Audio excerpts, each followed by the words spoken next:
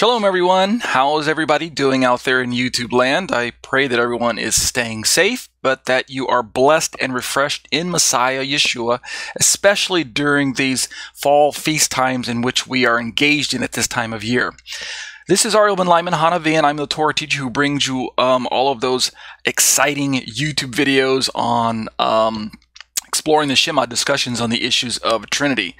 Let's have a quick follow-up discussion about a video that I made back in late July of 2020. If you look at my screen right now, you can see I've got a thumbnail. Well, I'm actually on my YouTube channel, and I've got the video pulled up so you can see it.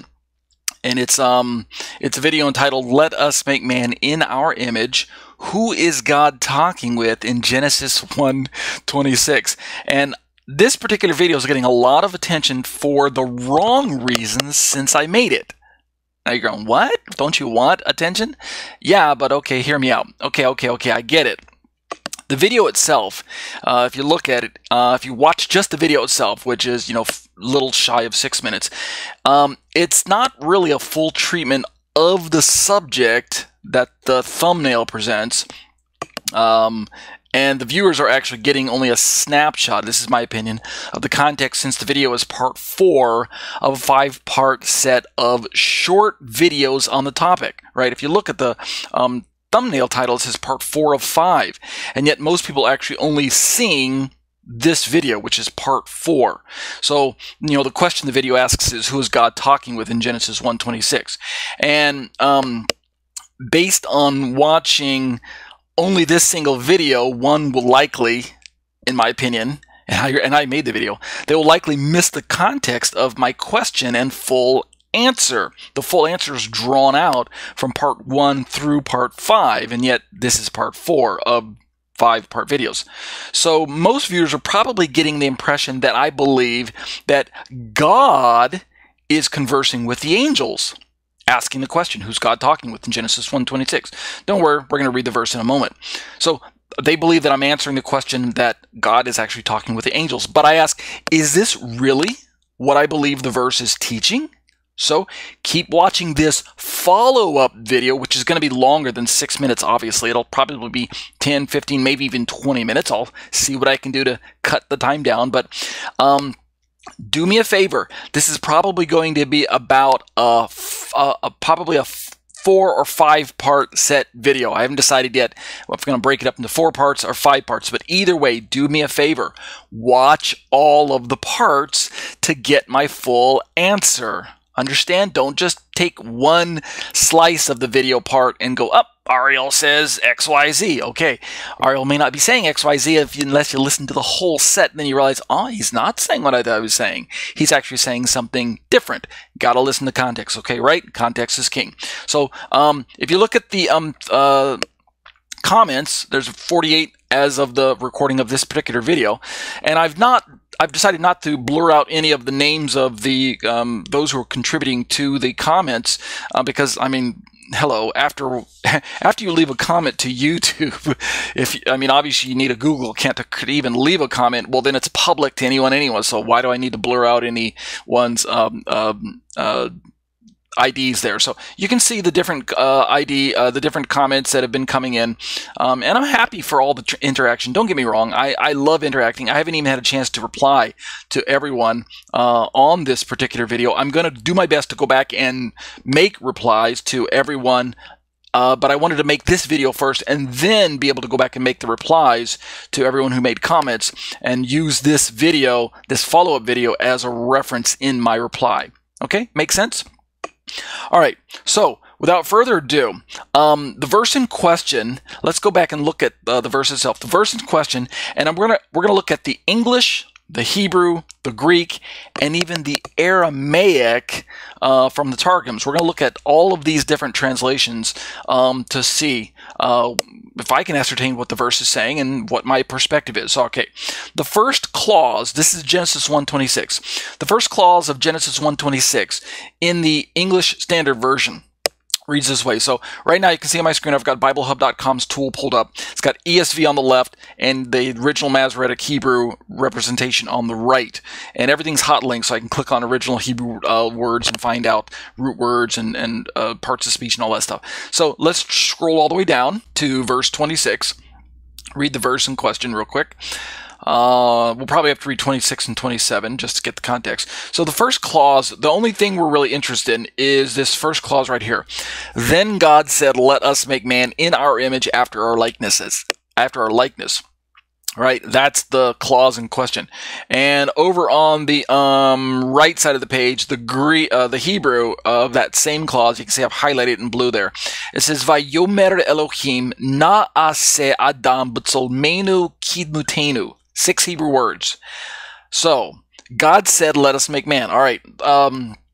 Basically, as far as I can tell, looking at this particular verse here, verse 26, as far as I can tell, every major English translation, including the ones published by rabbinic Jewish authorities, so right, people who have no Christian axe to grind, they all read the same way. Let us make man in our image after our likeness.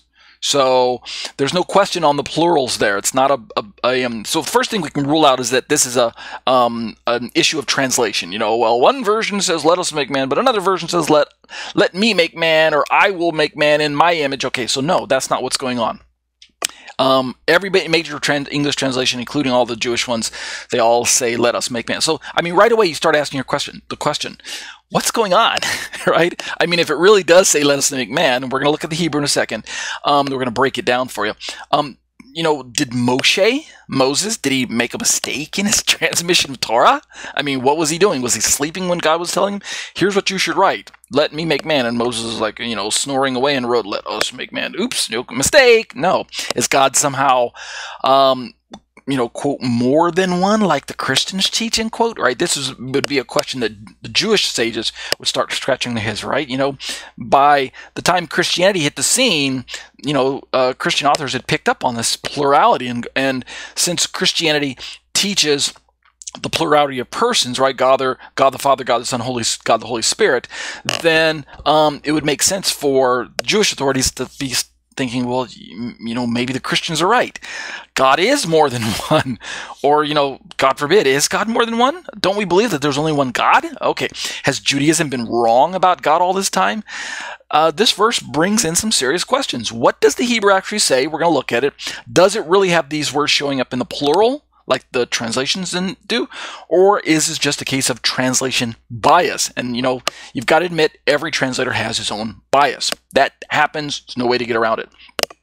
Okay, so before we attempt to answer the question of who God was conversing with, all right, strap yourselves in, because it's going to take a little bit of time, but we're going to get a little technical with some of the Hebrew languages first. We'll go through the Hebrew, we'll go through the Greek as well, we'll go through some Aramaic, and I'll try not to make this overly technical, but I think it substantiates the perspective that we're going to come to in our conclusion. So again, the clause in question reads like this in the Masoretic Hebrew, just like I read it earlier. We have Vayomer, which is and said, Elohim, that's God, Na'aseh, let us make, Adam, man, B'tzalmenu, in our image, Kidmutenu, after our likeness. All right, so BibleHub.com, the tool that you can see on my screen right now, it's got some great tools built into it. I don't need to jump into all the tools, but all you need to do is, if you're at this page that I'm at, if you go to BibleHub.com and pull up this verse in the Hebrew, and you hover your mouse over the first word, you'll see the little kind of what we call morphology pop up. It'll show you like a little window that shows you transliteration. It'll show you English translation. It'll show you a part of speech. It'll show you some root words, and then it gives you kind of a little bit of, is this first person, second person? Is it a verb? Is it a noun? Is it an adjective? What's going on? And so right away, what we find out is that Elohim, the word Elohim, is God, and it's true that even though Elohim, God, can be understood at times to convey singular or multiple subjects, right? Because those of you who know a little bit of Hebrew, the I am sounding, the im, the I am, represents plural masculine. Here it is indeed written as a noun in the masculine plural. So there's no mistake. Moshe didn't write something wrong. God told him to write Elohim. Moshe wrote Elohim. It's the same thing we see in verse 1 of Genesis. In the beginning, God created the heavens and the earth. And the word God there in the English is the word Elohim in the Hebrew. It's plural as well. So that's the first thing we notice just from observation. And the Vayomer, and the and said, right, Vayomer, it is what we call, if you again hover over it, let me go like that. If you hover over it, you can see it's a consecutive imperfect third person masculine singular verb. Singular. It's a verb, but it's in the singular. So with Elohim, the noun, as the he subject in this phrase, it should be understood as a singular also. So Vayomer, and he said, or and God said, Vayomer, and he, Elohim, said. That's how we should be translating it. All right. However, if we drop over to the third word, jump over to the third verb in the Hebrew clause, the na'aseh verb, what we would translate as make, it's written as an imperfect cohortative, if contextual, first person common plural. Plural. It's a verb. It's in the plural. And thus, it should be rightly translated into the plural. And this is because of the first nun there, the first letter, the what we would say is the letter N. The rest of the other three letters there's 4 letters. The other 3 letters are really make, but the nun tells us it's a plural. So let us make, or we will make. So it's accurate. Let us make. Let's keep going.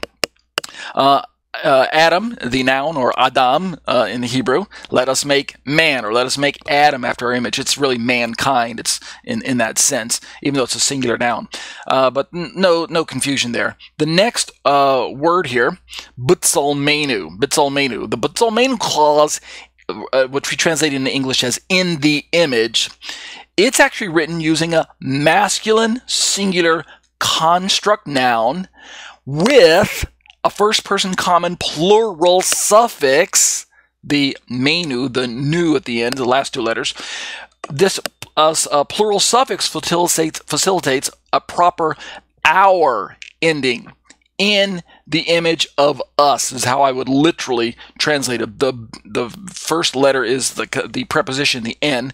The middle word, the tselem, is the noun, the image, and then the nu is the last suffix that I was mentioning, which could function as like a pronoun of us. But the point is, the u indicates in Hebrew that it's plural. So b'tsalmenu, in the image of us, not in the image of me, but in the image of us, even though God is a singular because of the Vayomer. The verb na'aseh pushes us into making it into the image of us. And then the last word, kidmutenu, this particular clause right here, in the likeness, kidmutenu, shows up as a feminine singular construct noun written with a first person common plural suffix. So the suffix this time is again plural, and this means that it's going to be just like the previous word. In fact, it's the same plural construction in the pronoun there. It's the last 2 letters, the nu. Same here, nu. What does it indicate? It means in the image, in the likeness of, not me, not singular, but in the likeness of us. So that's the technical side of the Hebrew. Vayomer Elohim na'aseh Adam b'tsalmenu kidmutenu. Let us make man, right? Na'aseh, in our image, or in the image of us, b'tsalmenu, and in the likeness of us, kidmutenu. That's what's going on in the Hebrew. So no question there. And just to be thorough in our investigation, why don't we take a peek at the Septuagint?